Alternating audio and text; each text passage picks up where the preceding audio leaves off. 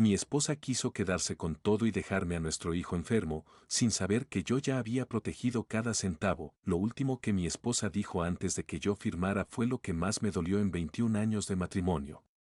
No fue un insulto directo, no fue un grito. Fue peor. Fue la forma en que habló de nuestro hijo, como quien menciona un mueble viejo que no vale la pena llevar en la mudanza. Estábamos sentados en una oficina pequeña del juzgado familiar. Olía a papel viejo y a desinfectante barato. Fernanda estaba del otro lado de la mesa, vestida como si fuera a una reunión de negocios, con el cabello perfectamente liso y una blusa color crema que combinaba con sus aretes. A su lado, Patricia, su abogada, revisaba documentos con la calma de quien cobra por hora y no tiene prisa. Carlos, mi abogado, estaba a mi izquierda. Era un hombre de unos 60 años que se limpiaba el sudor de la frente cada 3 minutos con un pañuelo que ya estaba empapado. Había tomado mi caso como un favor profesional y ahora parecía arrepentido. Fernanda habló primero. Su voz sonaba ensayada, como si hubiera practicado frente al espejo. Quiero quedarme con la casa, con las cuentas, con las inversiones. Todo lo que construimos. Hizo una pausa y me miró directamente. El niño se queda contigo. Mateo necesita cuidados que yo no puedo darle. Tú siempre te encargaste de eso. El niño. Como si Mateo fuera un paquete, una responsabilidad administrativa. No dijo su nombre. No dijo nuestro hijo. Dijo el niño, y después añadió lo de los cuidados, como si fuera una justificación suficiente para abandonar a un ser humano de 8 años. Carlos me dio un codazo suave. Señor Navarro, tenemos derecho a negociar. La ley le protege. Puede quedarse con al menos la mitad de los bienes conyugales. Lo miré. Tenía los ojos muy abiertos, esperando que yo reaccionara, que peleara, que hiciera algo lógico. Pero yo ya había tomado mi decisión mucho antes de sentarme en esa silla. Acepto, dije. Que se quede con todo. El silencio que siguió fue de esos que se sienten físicamente, como si alguien hubiera aspirado todo el oxígeno de la habitación. Carlos dejó caer su bolígrafo. Patricia levantó una ceja. Y Fernanda, por un instante brevísimo, pareció confundida, como si no entendiera por qué su jugada había funcionado sin resistencia. Después sonrió. Fue una sonrisa contenida, discreta, pero yo la conocía demasiado bien. Era la sonrisa de alguien que cree haber ganado. Aurelio, reconsidere. Carlos me habló en voz baja, casi suplicando. Estamos hablando de todo lo que tiene. La casa, los ahorros, las inversiones. No puede regalar 21 años de trabajo así. Ya lo decidí, Carlos. No levanté la voz. No hacía falta. Tomé la pluma y empecé a firmar. Primer documento, segundo, tercero. Cada página era una renuncia formal a mis derechos sobre los bienes conyugales. La casa de $380,000. Las cuentas bancarias. El portafolio de inversiones. Todo. Patricia organizaba los papeles con eficiencia, verificando cada firma, cada inicial. Trabajaba rápido, como alguien que quiere cerrar un trato antes de que la otra parte cambie de opinión. Muy bien, señor Navarro. Esto simplifica mucho el proceso. El juez Herrera revisará todo mañana y con el acuerdo de ambas partes, será un trámite. Fernanda ya se estaba poniendo de pie. Había conseguido lo que quería sin pelear, sin negociar, sin ceder nada. Recogió su bolso y caminó hacia la puerta con esa elegancia practicada que siempre la caracterizó. Gracias por hacerlo fácil, dijo sin voltearse. Siempre fuiste razonable. Razonable. Esa fue la palabra que eligió. No generoso, no estúpido, no cobarde. Razonable. Como si renunciar a todo fuera simplemente lo sensato. Carlos me miraba con una expresión de derrota total. Había llegado preparado para una batalla y se encontró con una rendición incondicional. Probablemente estaba calculando cómo explicarle esto a sus colegas sin parecer incompetente. Y entonces pasó algo. Patricia, que estaba guardando los documentos en su portafolio con movimientos precisos y satisfechos, se detuvo. Primero fue sutil. Un parpadeo más largo de lo normal, una arruga en la frente. Sacó uno de los papeles que ya había archivado y lo leyó de nuevo. Después sacó otro. Y otro. Su expresión cambió por completo. La seguridad desapareció como si alguien le hubiera borrado la cara y le hubiera dibujado otra. Espere, dijo. Su voz ya no sonaba profesional. Sonaba frágil. Espere un momento, por favor. Fernanda se detuvo en la puerta. ¿Qué sucede? Patricia no respondió. Estaba leyendo documentos con una velocidad frenética, pasando páginas, volviendo atrás, leyendo otra vez. Sus labios se movían sin producir sonido. Patricia, ¿qué pasa?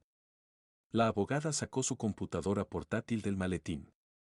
La abrió y empezó a teclear con urgencia. El sonido de las teclas era lo único que se escuchaba en la oficina. Cada segundo que pasaba, su rostro perdía más color. Fernanda caminó de regreso a la mesa. Ya no se movía con elegancia. Se movía con prisa. Patricia, respóndeme. La propiedad. Patricia habló sin levantar la vista de la pantalla. La escritura de la casa. No está a nombre de Emilio. Fernanda arrancó uno de los documentos de la mesa. ¿Cómo que no? La compramos juntos hace 13 años. Ya no lo está. Patricia cerró la computadora y me miró. Fue la primera vez que me miró realmente desde que empezó la audiencia. Señor Navarro, ¿cuándo transfirió la propiedad? Me recliné en mi silla. No tenía prisa. Hace 4 años. 4 años. Fernanda repitió las palabras como si fueran de otro idioma. ¿4 años? ¿A quién le transferiste la casa? Dejé que la pregunta flotara unos segundos antes de responder. A Mateo. Fernanda soltó el documento que tenía en la mano. Se quedó de pie, inmóvil, como si su cerebro estuviera procesando una información que no encajaba en ningún esquema conocido. Mateo tiene 8 años, dijo lentamente. Un niño de 8 años no puede ser dueño de una casa. Un menor no puede poseer bienes directamente, corrigió Patricia. Su voz ahora era apenas un murmullo ronco. Pero un fideicomiso irrevocable constituido a favor de un menor, con un administrador designado, eso sí es perfectamente legal. Carlos, mi abogado, me miró con la boca abierta. Su pañuelo húmedo se quedó suspendido a medio camino de su frente. ¿Usted hizo un fideicomiso? Asentí con calma. La casa, las cuentas de ahorro, los certificados de inversión. Todo está en un fideicomiso irrevocable a nombre de Mateo. Transferido legalmente, revisado por notario, registrado hace 4 años. Yo soy el administrador hasta que Mateo cumpla 23. El color había desaparecido completamente del rostro de Fernanda. Pero tú acabas de firmar que yo me quedo con todo. Firmé la renuncia a mis derechos sobre los bienes conyugales. Mi voz seguía tranquila. Pero los bienes que están en el fideicomiso no son bienes conyugales. Son propiedad de Mateo. Yo no puedo renunciar a algo que no es mío. Patricia pasaba páginas con desesperación, buscando algo, cualquier cosa que pudiera cambiar la situación. Las inversiones, los bonos, los fondos, preguntó sin esperanza real. Todo dentro del fideicomiso. Cada transferencia fue autorizada por Fernanda mediante firma. Cada documento fue procesado ante notario. Yo nunca autoricé nada de eso. Fernanda golpeó la mesa con la palma abierta. Saqué una carpeta de mi maletín. La había traído para este momento exacto. La abrí y deslicé los papeles sobre la mesa. Aquí están tus firmas. Esta es la autorización de transferencia del 17 de junio. Esta otra es del 4 de septiembre. Esta de febrero del año siguiente. ¿Recuerdas cuando te pasaba documentos del banco para firmar? ¿Cuándo decías que no tenías tiempo de leer todo, que para eso estabas casada con un analista de riesgos? Fernanda miraba los documentos como si fueran objetos extraños, artefactos de una vida que ya no reconocía. Su boca se abría y se cerraba sin producir palabras. Patricia dejó caer el bolígrafo. Cada transferencia tiene su firma digital. Cada documento está notariado. Hizo una pausa larga. Es legal. Todo es completamente legal. Pero hay más, dije, y saqué otra sección de la carpeta. Las deudas. La palabra cayó sobre la mesa como un bloque de cemento. ¿Qué deudas? Fernanda casi gritó. No tenemos deudas. Tú siempre manejaste las finanzas. Exacto. Yo manejé las finanzas. Y durante los últimos 4 años, ciertos créditos y líneas de financiamiento fueron abiertos exclusivamente a tu nombre. Préstamos personales por $115,000. Líneas de crédito por otros $80,000. Todo firmado por ti, todo documentado. Fernanda arrancó los papeles de mis manos. Sus ojos se movían sobre los números como si buscaran un error, una salida, algo que no existía. Yo nunca pedí ningún préstamo. Tú firmaste cada solicitud. Están aquí, con fecha, con testigos, con número de referencia bancaria. Cada vez que te pedía que firmaras algo del banco y tú decías que estabas demasiado ocupada para leer, estabas firmando esto. Patricia cerró los ojos durante varios segundos. Cuando los abrió, parecía otra persona. Señora Fernanda, necesitamos hablar en privado. Inmediatamente. No. Fernanda temblaba. No quiero hablar en privado. Quiero saber exactamente qué me hiciste, Emilio. Me puse de pie, lentamente, sin dramatismo. Lo que hice fue proteger a mi hijo. Cada peso, cada centavo que valía la pena está asegurado para Mateo. Sus terapias, su educación, su vivienda, su futuro. Todo protegido en una estructura legal que no puede ser tocada por acreedores, por divorcios, ni por nadie. Y a mí me dejaste con las deudas. Te dejé con las consecuencias de no leer lo que firmabas. Hay una diferencia. Eres un desgraciado. Soy un padre. Hay una diferencia más grande todavía. Carlos intervino. Su tono había cambiado completamente, de la derrota al asombro. Señor Navarro, ¿cuánto tiempo planeó esto? Lo miré. 4 años. Desde que Fernanda dejó de ir a las terapias de Mateo. Desde que empezó a hablar de él como si fuera un obstáculo. Desde que entendí que este momento llegaría y que ella intentaría llevarse todo menos lo único que realmente importaba. Patricia tomó aire y habló con la voz de alguien que reconoce una derrota profesional. El valor total de los activos en el fideicomiso, ¿cuál es? Aproximadamente $740,000, incluyendo la propiedad. Fernanda tuvo que apoyarse en la mesa para no caerse. Y las deudas asignadas a mi cliente suman cerca de 200,000, confirmó Patricia con voz monótona. Sin contar intereses acumulados. El silencio que siguió duró una eternidad. Podía escuchar el zumbido del aire acondicionado, el tráfico lejano de la calle, el latido de mi propio corazón. Fernanda me miró por última vez. En sus ojos ya no había rabia. Había algo peor, mucho peor. Era la comprensión tardía de alguien que por fin entiende que perdió un juego cuyas reglas nunca se molestó en aprender. Esto no va a quedar así, dijo con voz rota. Puede impugnar lo que quiera, respondí. Contraté 2 despachos independientes para auditar cada documento antes de presentarlos. Todo es sólido. Todo es irreversible. Pero adelante, gaste lo que no tiene en abogados. El resultado será el mismo.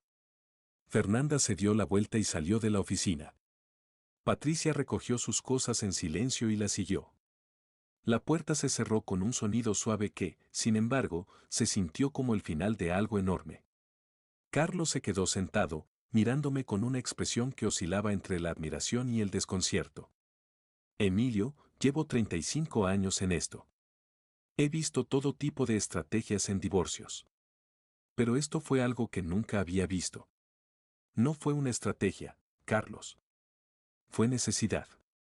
Cuando tienes un hijo que depende completamente de ti y sabes que la persona que debería protegerlo lo ve como una carga, haces lo que sea necesario. ¿Pero por qué no me dijo nada? Hubiera podido ayudarlo, preparar mejor la defensa. Porque necesitaba que usted creyera que me estaba rindiendo. Si usted lo creía, ella lo creería. Y si ella lo creía, no buscaría más. Necesitaba que bajara la guardia completamente. Carlos soltó una risa corta, casi involuntaria. Dios mío. Usted actuó como un hombre derrotado durante toda la audiencia. Yo realmente pensé que había perdido el juicio. Ese era exactamente el punto. Carlos guardó sus cosas y me estrechó la mano antes de irse. Cuando me quedé solo, el peso de lo que acababa de pasar me golpeó de lleno. No fue alivio ni triunfo. Fue agotamiento, el tipo de cansancio que se acumula durante años y que solo se siente cuando por fin dejas de correr.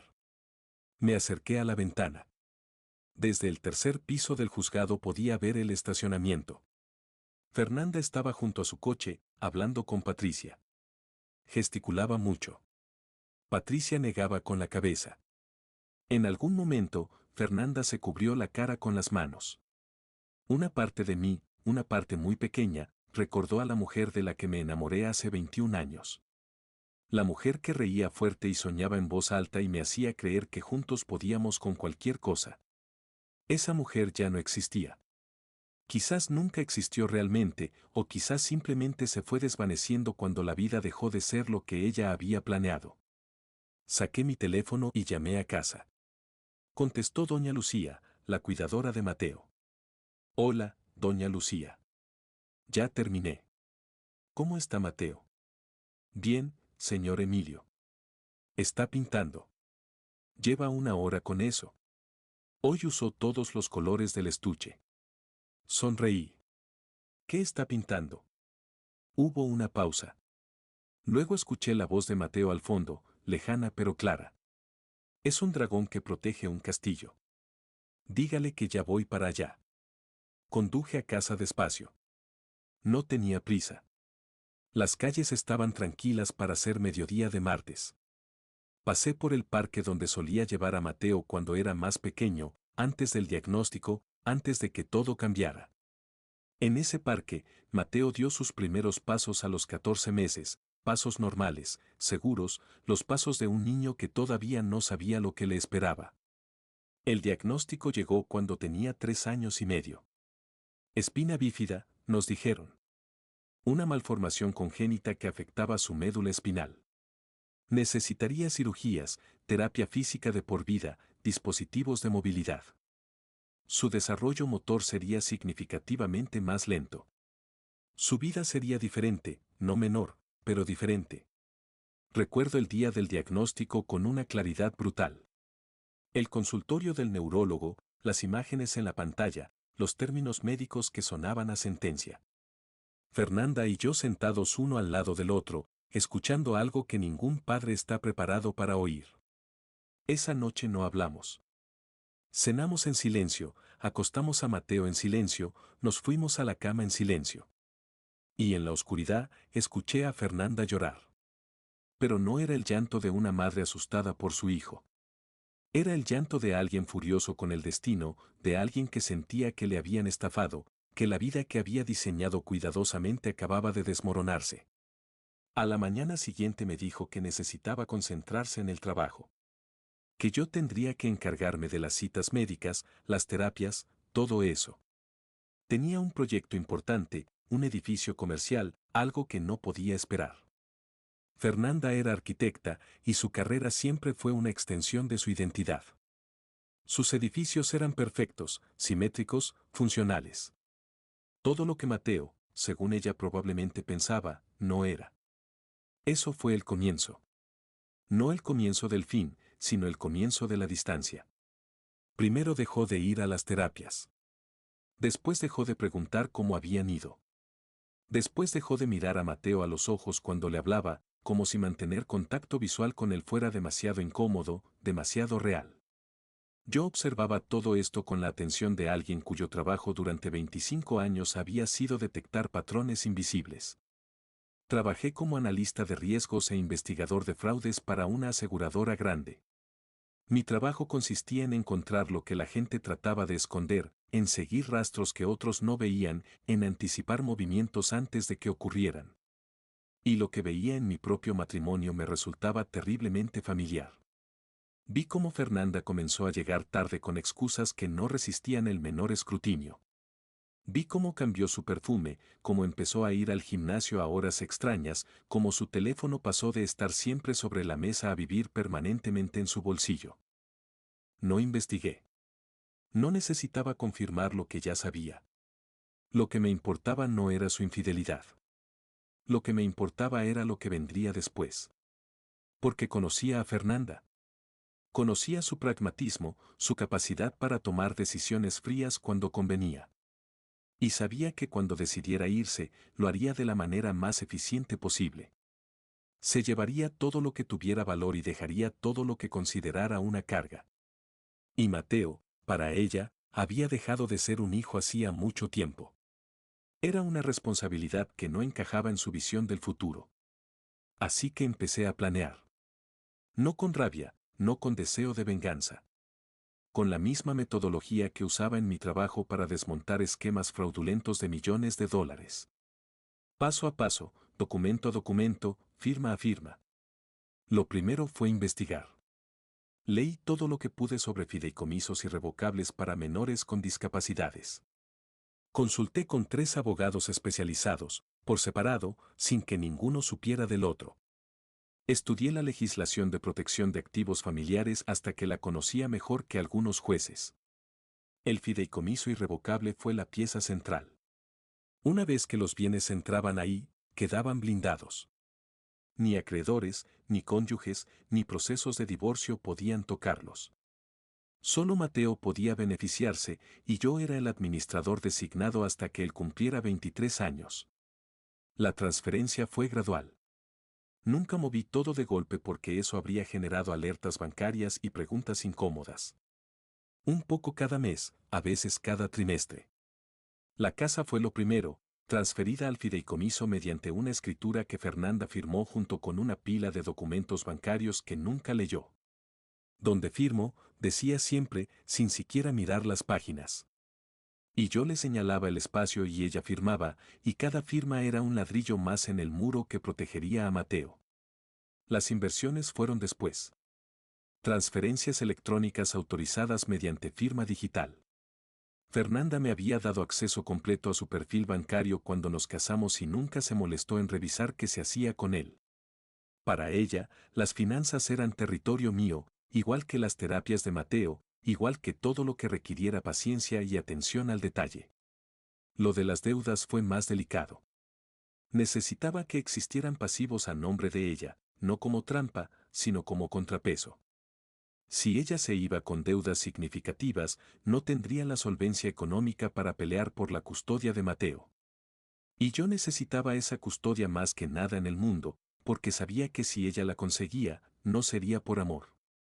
Sería por acceso al fideicomiso. Así que abrí líneas de crédito y préstamos personales a su nombre.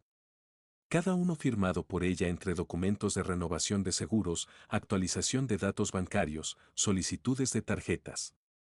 Nunca leía nada. Confiaba ciegamente en que yo me encargaba de todo.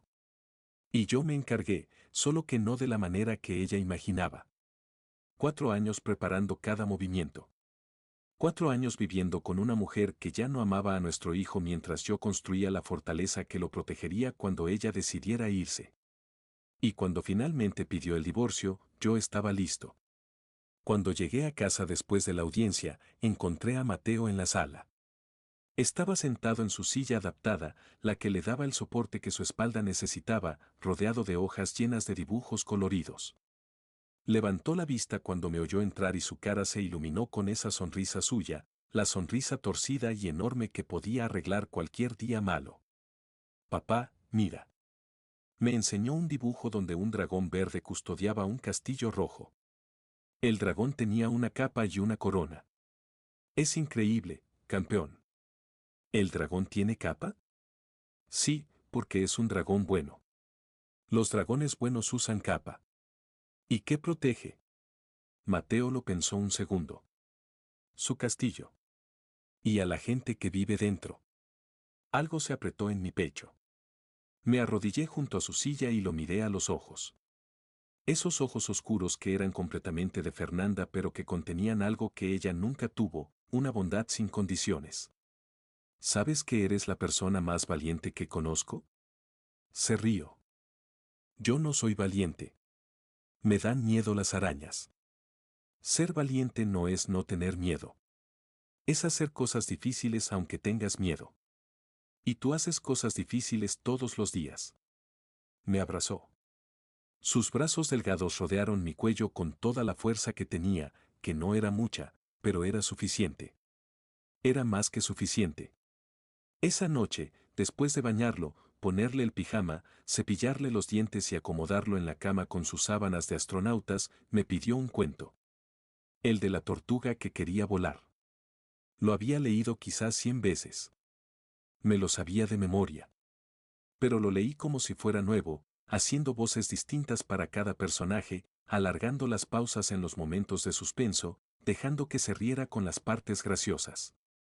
Cuando terminé, tenía los ojos casi cerrados. Papá. Dime. ¿Mamá va a venir mañana?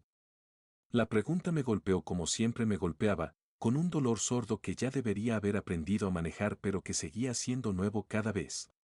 No, campeón. Mamá va a vivir en otro lugar ahora. Pero eso no cambia nada entre tú y yo. ¿Tú te vas a quedar? Siempre. Te lo prometo. Pareció satisfecho. Se acomodó en la almohada y cerró los ojos. En menos de un minuto estaba dormido. Me quedé sentado en el borde de su cama unos minutos más, escuchando su respiración tranquila, viendo cómo su pecho subía y bajaba con ese ritmo constante que significaba que todo estaba bien, al menos por ahora. Salí de su habitación y me dejé caer en el sofá. La casa estaba en silencio. No era un silencio vacío. Era el silencio de un espacio que por fin era solo nuestro. Revisé mi teléfono. Tenía 18 llamadas perdidas de Fernanda y varios mensajes de texto que no abrí. Los ignoré todos. Abrí la aplicación donde monitoreaba el fideicomiso. Los números estaban ahí, seguros, intactos. $740,000 que crecerían con el tiempo, que pagarían cada terapia, cada cirugía, cada adaptación que Mateo necesitara para vivir con dignidad. Fernanda podría haber sido parte de esto. Podría haber sido la madre que Mateo merecía. Pero eligió otra cosa, y ahora tendría que vivir con esa elección. Yo viviría con la mía, y no me arrepentía de nada. 4 días después, Fernanda apareció en la puerta de la casa a las 7 de la mañana. Yo estaba preparando el desayuno de Mateo, huevos revueltos cortados en trozos pequeños y jugo de naranja en su vaso especial con asas grandes. Miré por la mirilla antes de abrir. Estaba sola, sin maquillaje, con ropa deportiva y el cabello desordenado. No parecía ella. Abrí pero no la dejé pasar. Necesito hablar contigo, dijo. Su voz sonaba gastada, como papel de lija. No hay nada que hablar. Por favor, Emilio. 5 minutos. Salí al porche y cerré la puerta detrás de mí. El aire de la mañana estaba fresco. Se podían oír los pájaros en el árbol del jardín, el mismo árbol donde Mateo quería colgar un columpio adaptado. Patricia revisó todo, dijo Fernanda. Cada documento, cada firma, cada transferencia. Me explicó exactamente lo que hiciste. No respondí. La dejé hablar. Me dejaste sin nada. No, me dejaste peor que sin nada. Me dejaste con $200,000 de deuda que ni siquiera sabía que existían. Te dejé con las consecuencias de tus propias decisiones. Mis decisiones. Soltó una risa amarga. Tú pusiste los papeles frente a mí. Tú me dijiste dónde firmar. Y tú elegiste no leer lo que firmabas. Cada vez que te pedí que revisaras los documentos, decías que no tenías tiempo. Cada vez que intenté explicarte algo, tenías una reunión, un proyecto, algo más importante. Eso no te da derecho a engañarme. No te engañé. Te presenté documentos legales que firmaste con plena capacidad. El hecho de que no te importara lo suficiente como para leerlos no es mi responsabilidad. Fernanda se mordió el labio. Las lágrimas se acumulaban en sus ojos, pero no caían. Patricia dice que puedo impugnar el fideicomiso. puede intentarlo. Gastará miles de dólares que no tienen abogados para llegar exactamente al mismo resultado. 3 firmas de auditoría independientes revisaron cada documento. Todo es legal, todo está registrado, todo es irreversible. Silencio. Largo. Pesado. ¿Puedo ver a Mateo?, preguntó finalmente. Su voz se quebró al decir su nombre, y por un momento, solo por un momento, vi a la mujer que alguna vez amé. Mateo no es una puerta de acceso al fideicomiso, Fernanda. No estoy hablando del fideicomiso. Estoy hablando de mi hijo. Tu hijo. Hace 3 años que no vas a una sola de sus terapias. Hace 2 años que no lo abrazas. Hace 1 año que no le preguntas cómo le fue en el día. Y la semana pasada, en una sala llena de desconocidos, lo llamaste el niño. No dijiste su nombre. Dijiste el niño, como si fuera un objeto que no vale la pena cargar. Se encogió. Como si mis palabras fueran golpes físicos. Estaba enojada. No lo decía en serio. Sí lo decías. Esa es la verdad que llevas escondiendo durante años. Nunca supiste qué hacer con un hijo que no encajaba en tu diseño de vida perfecta. Las lágrimas cayeron finalmente. Tienes razón, dijo casi en un susurro. Nunca supe cómo ser su madre. Nunca supe cómo conectar con él, cómo jugar con él, cómo estar en un cuarto con él sin sentir que estaba fracasando. Todo el mundo parecía saber qué hacer menos yo. Tú lo hacías ver tan fácil. No es fácil. Nunca fue fácil. La diferencia es que yo elegí quedarme aunque fuera difícil. Tú elegiste irte. Asintió lentamente. La derrota en sus hombros era real. ¿Qué tengo que hacer para verlo? No es mi decisión, es de él. Si Mateo quiere tener contacto contigo, buscaremos la manera. Pero será gradual, supervisado y en mis términos. Una videollamada semanal para empezar. Si puedes mantener eso durante 3 meses sin fallar una sola vez, hablamos de visitas. Una videollamada. Es más de lo que le has dado en los últimos 2 años. Se quedó callada un momento. Después asintió. Está bien. Lo intentaré. No lo intentes, Fernanda. Hazlo o no lo hagas. Mateo no necesita más decepciones. Se dio la vuelta y caminó hacia su coche. Antes de subir, me miró. ¿Alguna vez me quisiste de verdad? Sí. Durante muchos años. ¿Y ahora? Ahora solo quiero paz. Se fue. La vi alejarse por la calle y algo dentro de mí se cerró definitivamente, como una puerta que se cierra por última vez. Entré a la casa. Mateo estaba en la sala, esperando su desayuno. ¿Quién era, papá? Nadie importante, campeón. ¿Tienes hambre? Mucha. Desayunamos juntos. Él me habló de un sueño que tuvo donde volaba sobre el mar montado en un dragón. Yo escuché cada detalle como si fuera lo más fascinante del mundo, porque para él lo era. Y eso bastaba. Fernanda nunca hizo la primera videollamada. Pasaron las semanas y no llegó ningún mensaje, ninguna solicitud. Al principio sentí rabia, después tristeza y finalmente algo parecido a la aceptación. Ella era lo que era. No podía forzarla a ser madre. El divorcio se oficializó un mes después. Custodia total para mí. Fernanda renunció a cualquier reclamación sobre el fideicomiso y aceptó las deudas. Su abogada le explicó que pelear sería gastar dinero que no tenía en una batalla que no podía ganar. Y Fernanda, por encima de todo, era práctica. Los meses siguientes fueron extrañamente pacíficos. Sin la tensión constante de un matrimonio que se desmoronaba, la casa se convirtió en un lugar diferente. Más tranquilo, más cálido, más nuestro. La rutina con Mateo tenía un ritmo propio. Las mañanas empezaban temprano. Su cuerpo amanecía rígido y había que hacer estiramientos antes de que pudiera moverse bien. Yo había aprendido cada ejercicio con Roberto, su fisioterapeuta, y los hacíamos juntos convirtiendo cada sesión en algo parecido a un juego. 10 más, campeón. Me duelen las piernas. Lo sé. Pero ya lleva 7. 3 más y desayunamos panqueques. Eso siempre funcionaba. Los panqueques eran una motivación infalible. Después venía la escuela en casa con Andrea, su tutora especializada, una mujer joven con una paciencia que parecía infinita y una capacidad extraordinaria para hacer que las lecciones se sintieran como aventuras.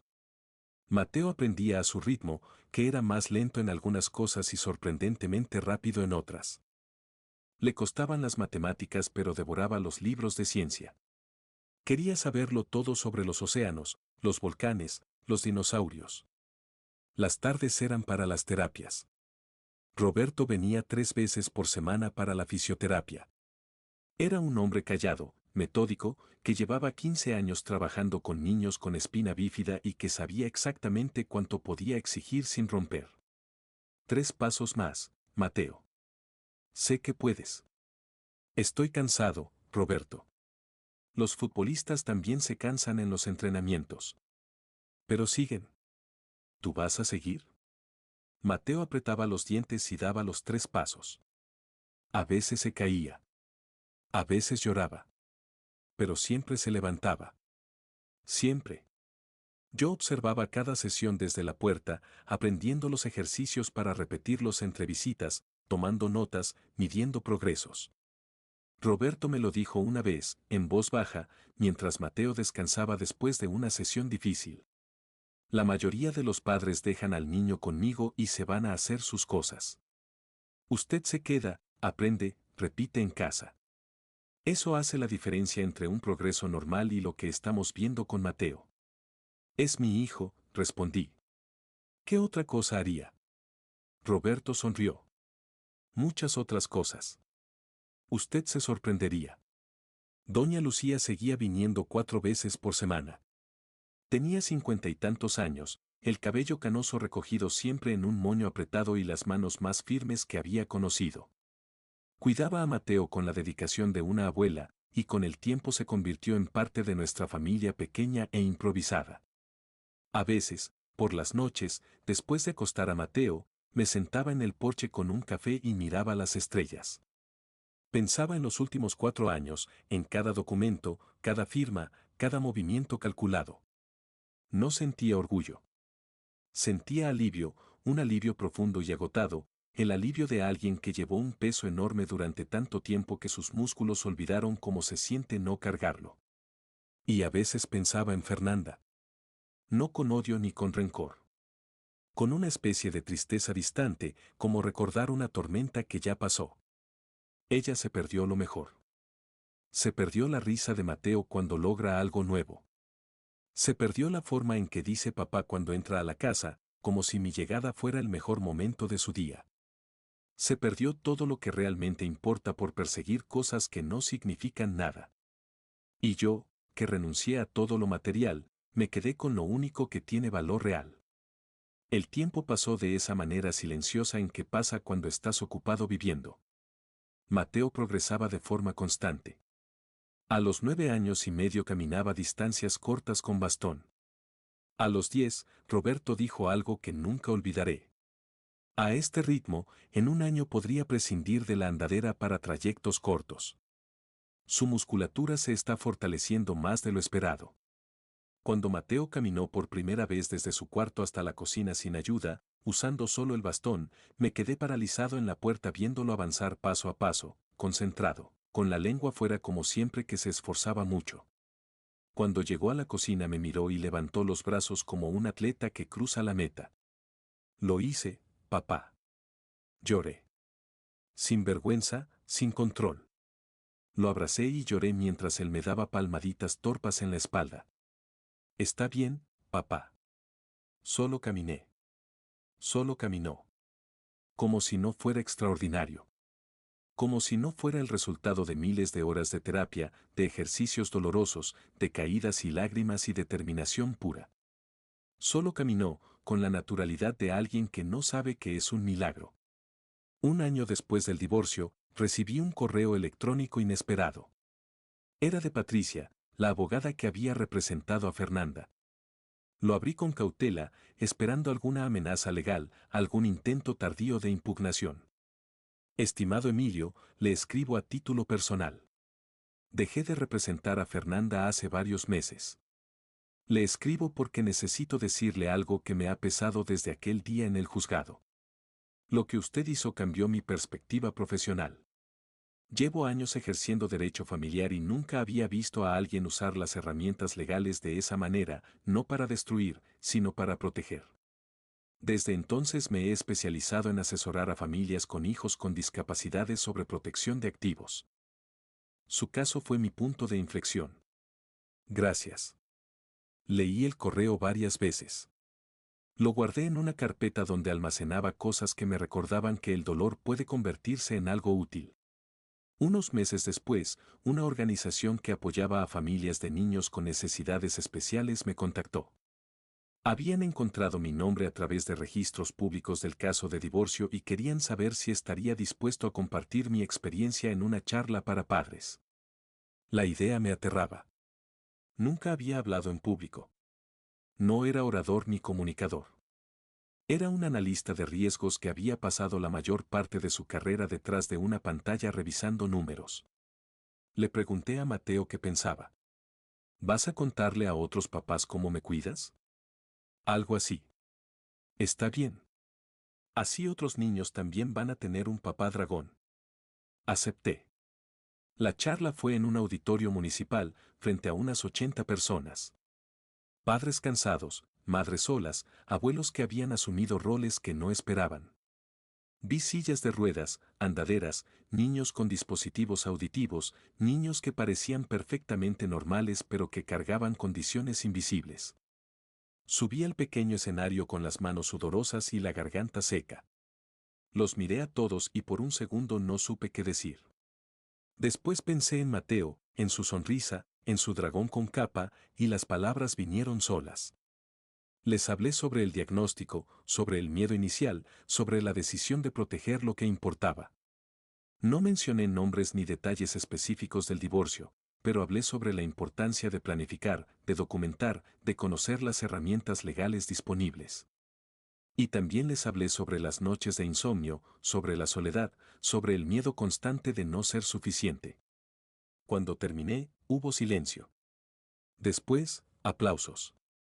Después, una fila de personas que querían hablar conmigo, estrechar mi mano, contarme sus propias historias.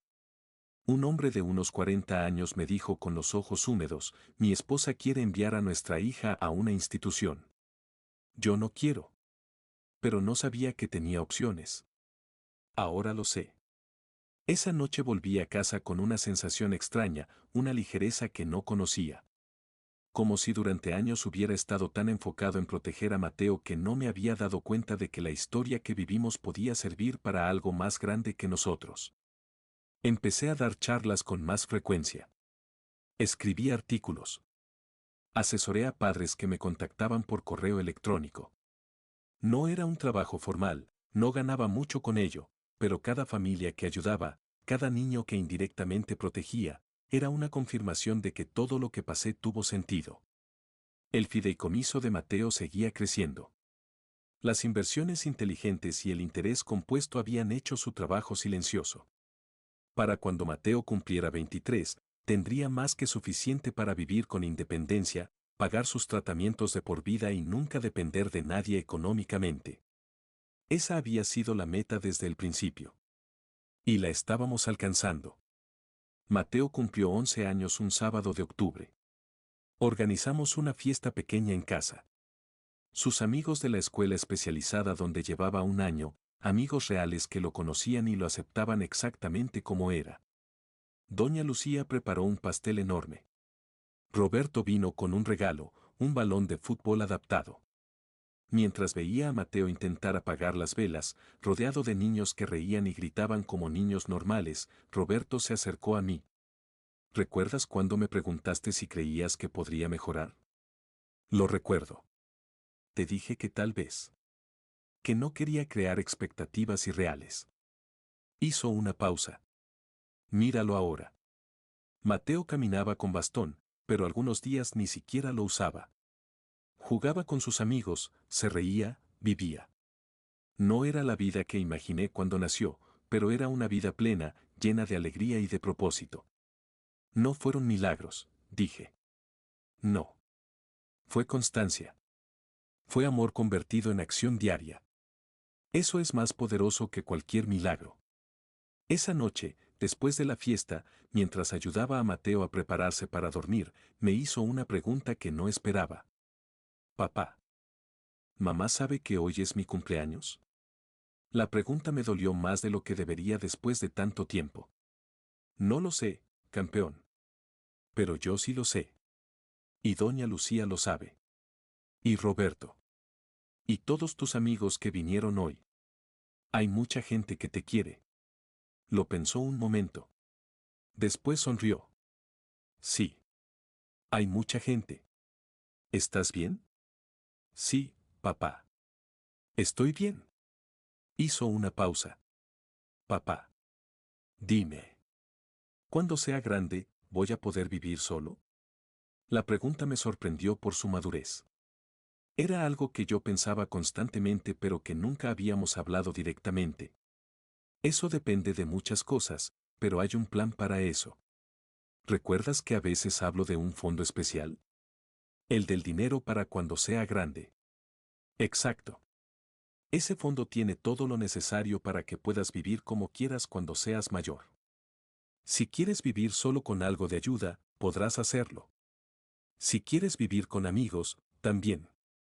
Vas a tener opciones. ¿Y si tengo miedo? Todos tenemos miedo a veces. Pero el miedo se maneja mejor cuando tienes un plan. Y tú tienes el mejor plan del mundo. Sonrió. ¿Por qué tú lo hiciste? Porque lo hice pensando en ti. Lo arropé, le di un beso en la frente, apagué la luz. Desde la puerta escuché su voz suave. Papá. Dime. Eres el mejor papá dragón del mundo. Cerré los ojos un segundo. Y el mejor dragón del mundo eres tú, campeón. Descansa. Esa noche, sentado en el porche con el último café del día, miré el cielo despejado de octubre. Las estrellas estaban ahí, miles de ellas, constantes, indiferentes a los problemas humanos. Y pensé en todo lo que había pasado. En el diagnóstico, en el matrimonio que se desmoronó, en los 4 años de planificación silenciosa, en la audiencia donde aparenté rendirme para ganar, en la vida que construimos después. No era la vida que imaginé. Era mejor. Más difícil, más impredecible, más agotadora, pero incomparablemente más real. Fernanda eligió su camino. El dinero, la libertad, la vida sin complicaciones. Y terminó con deudas, soledad y el peso de saber que abandonó a su propio hijo. Yo elegí las noches sin dormir, las terapias interminables, las preocupaciones que nunca terminan. Pero también elegí los abrazos, las risas, los papá te quiero susurrados antes de dormir. Los dragones con capa. Los panqueques deformes del sábado. Los 3 pasos más de la terapia. La sonrisa torcida e inmensa que hacía que todo valiera la pena. Al final, la riqueza que importa no se mide en cuentas bancarias ni en propiedades. Se mide en presencia. En constancia. En estar ahí, día tras día, sin importar lo difícil que sea. En ser el padre que tu hijo necesita, no el que es fácil ser, sino el que es necesario ser. Y por esa medida, yo tenía más de lo que jamás imaginé posible. Me levanté, lavé la taza de café, cerré la casa.